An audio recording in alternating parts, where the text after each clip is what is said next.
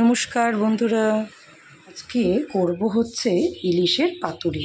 তার জন্য এই যে কলা পাতা কাটা রেডি হয়ে গেছে, বড়মশাই কেটে রেডি করে দিয়েছেন, ধুয়ে নিয়েছি। আর আমি তার জন্য কলা পাতাগুলোকে এইভাবে গ্যাসের ওপরে ফেলে এইভাবে পাতাগুলোকে একটু সেঁকে নিচ্ছি। কলা পাতাগুলো সেঁকে নিলে কী হবে বলো তো বন্ধুরা, তাহলে কলা পাতাগুলো কিন্তু ভেঙে যাবে না বা ফেটে যাবে না, নরম থাকবে। সেই জন্য করতেও পাতুরিটা বসাতেও সহজ হবে। সেটা বেটে রেডি করে রেখেছি, তার মধ্যে দিয়ে দিলাম কাঁচা সর্ষের তেল। এবার একে একে দেব নুন আর হলুদ। এবার এটা খুব ভালো করে মিশিয়ে নিতে হবে, যাতে কিনা পুরো সর্ষেটার সাথে নুন হলুদ তেলটা পুরোটা খুব ভালো করে যাতে মিশে যায়। আমি এই সর্ষের মধ্যে একে একে কাঁচা মাছগুলো দিয়ে দেব। প্রথমে দুটো দিলাম, যেহেতু আমি আমার হাজব্যান্ড, আমার শ্বশুর আর শাশুড়ি, এই চারজনই আজকে ইলিশটা খাবো, বাচ্চারা তো খাবে না, সেই জন্য 4 পিস। তো বাটিটা যেহেতু ছোটোর মধ্যে আমি সর্ষেটা গুলেছি, সেই জন্য আমি আগে 2 পিস দিলাম। 2 পিস মাছকে আমি আগে ভালো করে সর্ষে মাখিয়ে নেব।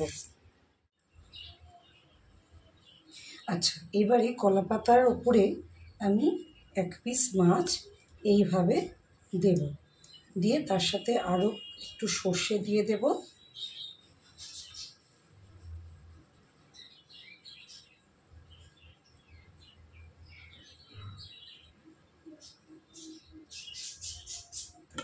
এবারে এর উপরে দেব আমি একটা গোটা কাঁচা লঙ্কা আর খানিকটা সর্ষের তেল।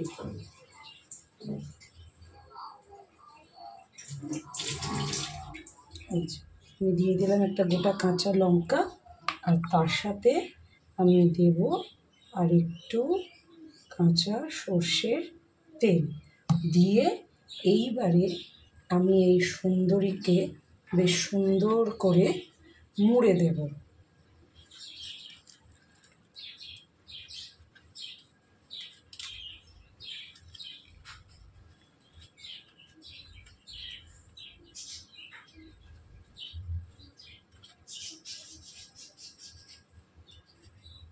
এবার একটা সুতো দিয়ে এটাকে বেঁধে দেব।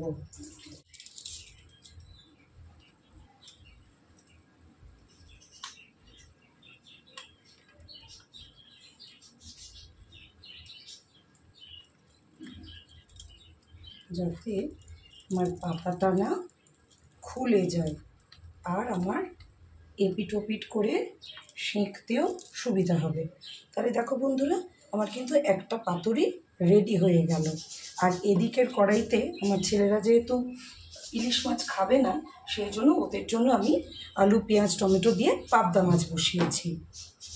এইভাবে আমি আরও 4 পিস মাছকে রেডি করে নেব, তারপর তোমাদেরকে দেখাচ্ছি কিভাবে আমি এটা পাতুরিতে বসাই। কেমন?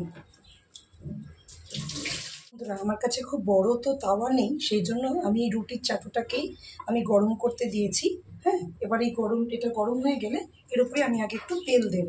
তেলটা গরম হয়ে গেলে তারপর আমি ওই একে একে এই দেখো সাজিয়ে রাখা আমার এই 4টে পাতুরি আমি দিয়ে দেব। চলো তাহলে দেখাই তোমাদের কিভাবে কি করছি। এবারে বেলা হয়ে গেছে, সেই জন্য আমি এদিকে চাটুতেও গরম বসিয়েছি আর এদিকে কড়াইতেও তেল দিয়েছি। চাটু আমার মোটামুটি গরম হয়ে গেছে। আমি এই চাটুতে আমি দুটো বসিয়ে দিলাম আর কড়াইতেও বসিয়ে দিলাম। দিয়ে আমি দুটোই চাপা দিয়ে দেব।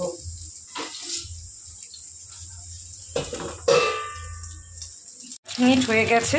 5 মিনিটের পর আমি এটাকে ঠিক আলতোভাবে এইভাবে উল্টে দিলাম।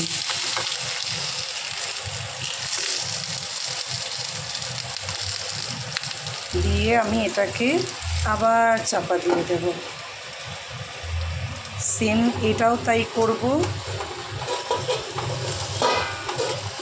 এটাকেও ঠিক আলতোভাবে এইভাবে উল্টে দেব, দিয়ে এটা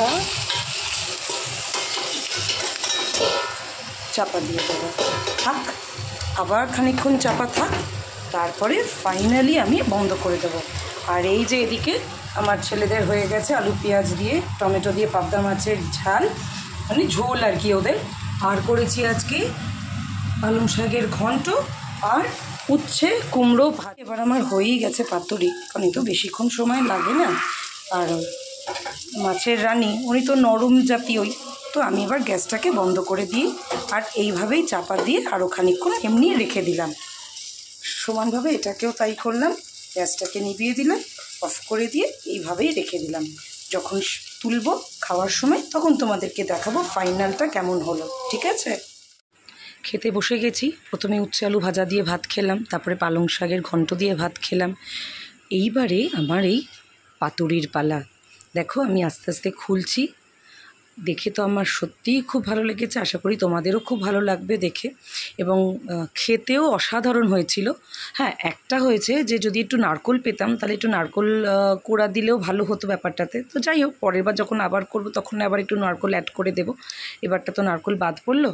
কী যে অপূর্ব আর কী যে অসাধারণ স্বাদ তার খেতে, আহা, কী বলবো।